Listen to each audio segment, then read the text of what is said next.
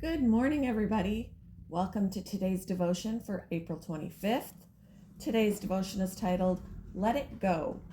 And the Bible reading is from Romans chapter 13, verses 11 to 14. And do this, understanding the present time.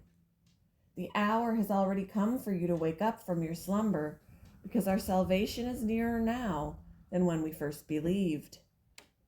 The night is nearly over. The day is almost here. So let us put aside the deeds of darkness and put on the armor of light. Let us behave decently as in the daytime, not in carousing and drunkenness, not in sexual immorality and debauchery, not in dissension and jealousy. Rather, clothe yourselves with the Lord Jesus Christ, and do not think about how to gratify the desires of the flesh.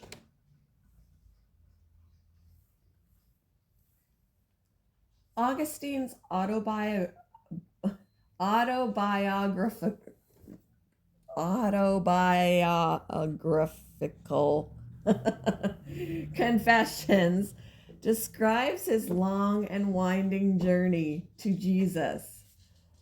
On one occasion, he was riding to the palace to give a flattering speech for the emperor. He was fretting over his deceptive applause lines when he noticed a drunken beggar joking and laughing.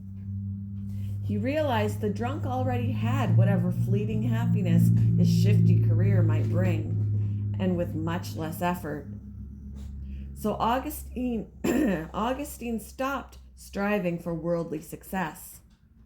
But he was still enslaved by lust.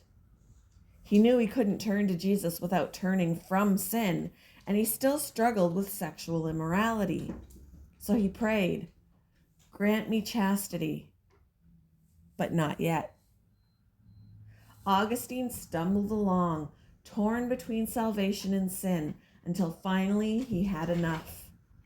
Inspired by others who had turned to Jesus, he opened a Bible to Romans chapter 13, verses 13 to 14. Let us behave decently, not in carousing and drunkenness, not in sexual immorality. Rather, clothe yourselves with the Lord Jesus Christ, and do not think about how to gratify the desires of the flesh. That did it. God used those inspired words to break Augustine's chains of lust and brought him into the kingdom of the Son, in whom we have redemption, the forgiveness of sins.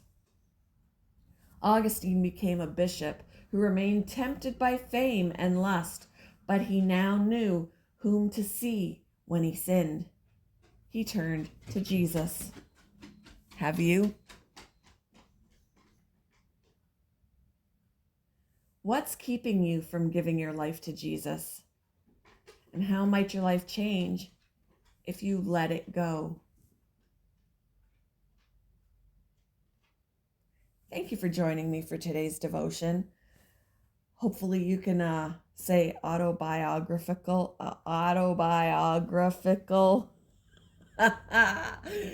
want to see if someone masters that word.